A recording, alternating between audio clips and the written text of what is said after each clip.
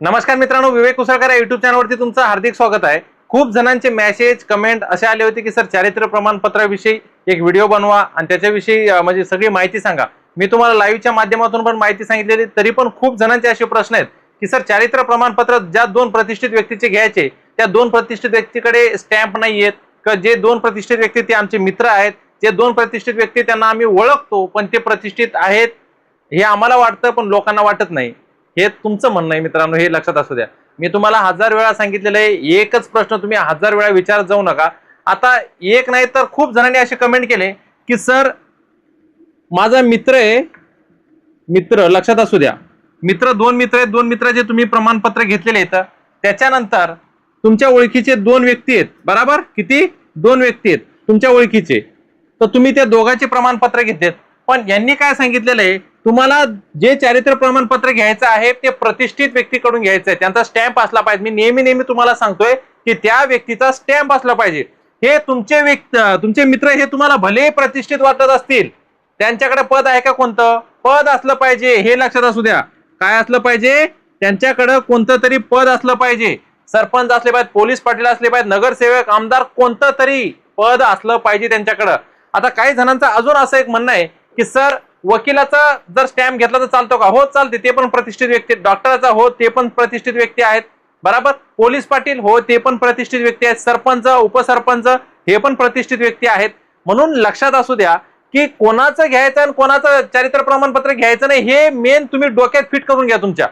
नेहमी मेसेज करू नका मला किंवा कमेंट करू नका की सर माझ्या मित्राचं घेतलेलं आहे, सर माझ्या दोन ओळखी, तुम्हाला ते वाटत असतील पण न्यायालयाला तर वाटलं पाहिजेत ना की ते प्रतिष्ठित व्यक्ती आहेत म्हणून।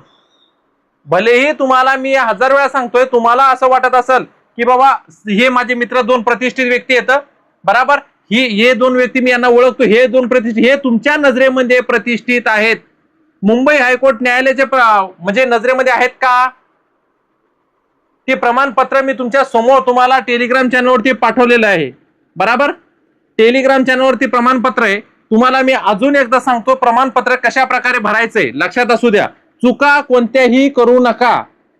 टेलिग्राम चॅनलवरती प्रमाणपत्र पाठवलेलं आहे, तुम्हाला त्याचं प्रिंट काढून घ्यायचंय। असं चारित्र्य प्रमाणपत्र आहे, लक्षात असू द्या। हे बघा, हे असं चारित्र्य प्रमाणपत्र आहे। इथे तुमचं नाव टाकायचं, इथे नाव येणार तुमचं, बरोबर? इथे नाव येणार त्या व्यक्तीचं, जो व्यक्ती प्रमाणपत्र तुम्हाला देतोय म्हणजे स्टॅम्प वगैरे देतोय, जो प्रतिष्ठित व्यक्ती आहे त्याचं नाव खाली येणार आहे इथे, बरोबर? हे मी तुम्हाला सांगणारच आहे, लक्षात असू द्या। इथं तुमचं नाव येणार आहे आणि तो किती वर्षापासून तुम्हाला ओळखतो, 10 वर्षापासून, 15 वर्षापासून, 20 वर्षापासून किंवा 25 किंवा 30, तुमचं जे वय असेल, तुम्ही लहानपणापासून किती वर्षापासून तो तुम्हाला ओळखतो, बरोबर? त्या प्रकारे तो इथे मेन्शन करेल की मी 10 वर्षापासून यांना ओळखतो, 15 वर्षापासून ओळखतो किंवा 20 वर्षापासून ओळखतो किंवा 25 किंवा 30, बरोबर? हे सगळं झालं त्याच्यानंतर जो प्रतिष्ठित व्यक्ती आहे त्याचं नाव इथे येईल, त्याचं गाव, नाव, तालुका वगैरे जे काय आहे ते येईल। त्याच्यानंतर त्याचा मोबाईल नंबर इथं असेल, लक्षात असू द्या। तुमचा मोबाईल नंबर नसेल, अजून तुम्हाला सांगतो, जर प्रतिष्ठित व्यक्ती त्याचा मोबाईल नंबर देत नसेल तर तुमच्या नातेवाईकाचा कोणाचा तरी द्या, हे लक्षात असू द्या। त्याच्यानंतर जर इथं मोबाईल नंबर, पण एक लक्षात असू द्या, मोबाईल नंबर देताना जो अर्जामध्ये मोबाईल नंबर दिलेला आहे, बरोबर, तोच मोबाईल नंबर इथे प्रतिष्ठित व्यक्तीच्या मोबाईल नंबर मध्ये दिसला नाही पाहिजे। हे दोन्ही सेम नसले पाहिजे, हे लक्षात असू द्या। नाहीतर तुम्ही तुमचा तो मोबाईल नंबर देत नाही तुम्हाला प्रतिष्ठित व्यक्ती, तर तुम्ही काय करणार, तुमचा मोबाईल नंबर तिथे टाकणार। अशी चूक करू नका, मी तुम्हाला अजून पण सांगतोय। आणि त्याच्यानंतर काही मुलांनी मूर्खासारखे कमेंट केलेले, तर कोणते की सर मग जे प्रतिष्ठित व्यक्ती आहेत त्या प्रतिष्ठित व्यक्तीचे आडनाव आणि माझं आडनाव सेम आहे सर, चालेल का? अरे कसं चालणार आहे? तुम्ही जाहिरात वाचत नाही, जाहिरात बघत नाही, जाहिरातीमध्ये काय सांगितलेलं आहे त्या गोष्टी तुम्ही बघत नाही आणि डायरेक्ट तुम्ही काय बोलता की सर आडनाव सेम असलं तर चालेल का? मग आडनाव जर सेम असलं तर कोणी पण घेतलं असतं ना। मी तुम्हाला सांगतो, एक एक्झाम्पल घ्या, इथे तुमचं नाव आहे, बरोबर, तुमचा भाऊ वगैरे कोणी पण सरपंच आहे, बरोबर, सरपंच, लक्षात असू द्या। तुमचा भाऊ कोणी सरपंच आहे, कोणी पोलीस पाटील आहे,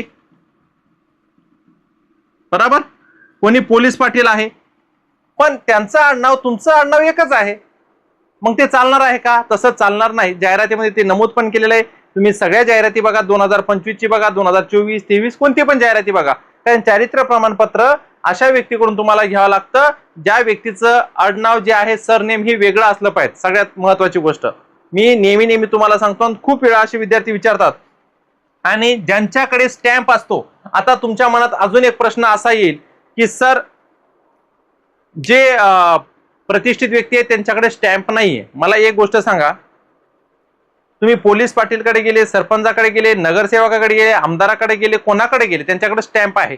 पण तुमच्या मनामध्ये जर वाटत असेल हा व्यक्ती प्रतिष्ठित आहे, एका पदावर आहे, पण त्यांच्याकडे स्टॅम्प नाही, तर तसं चालत नाही. हे लक्षात असू द्या. या गोष्टी क्लिअर करा पहिले. ओके.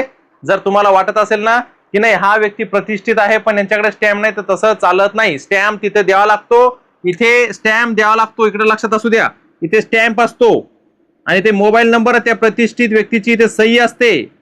या दोन गोष्टी लक्षात असू द्या. एवढा भाग त्या प्रतिष्ठित व्यक्तीने भरायचा आणि हा वरचा भाग हा तुम्ही भरायचा आहे. आणि दोनच व्यक्ती. आता अजून तुमच्या मनात एक अजून प्रश्न कोणता निर्माण होईल माहितीये का, की सर ज्या टायमाला आम्ही अर्ज भरला त्या टायमाला प्रतिष्ठित व्यक्तीची नावे टाकली होती, तर तेच आता आम्हाला दाखले लागतील का? हो, तेच दाखले तुम्हाला लागतील. आता काही जणांनी नावं टाकले नसतील तर तुम्ही नवीन जरी दाखले घेतले तरी चालते. पण एक लक्षात असू द्या, तुम्ही ज्या टायमाला अर्ज भरला त्या टायमाला ज्या व्यक्तींची नावं दिली आणि आता ज्या व्यक्तींचे तुम्ही दाखले घेताय ते दोन्ही सेम असले पाहिजेत. कारण की तुम्ही अगोदर नावं दिलेली आहेत आणि आता जर तुम्ही दुसरे दिले तर मिसमॅच होणार, अर्जामध्ये मिसमॅच होणार. ओके. म्हणून जे व्यक्ती आहेत त्याच व्यक्तीचे दाखले द्या. भलते तुमच्या मनानं कोणतेही दाखले देऊ नका.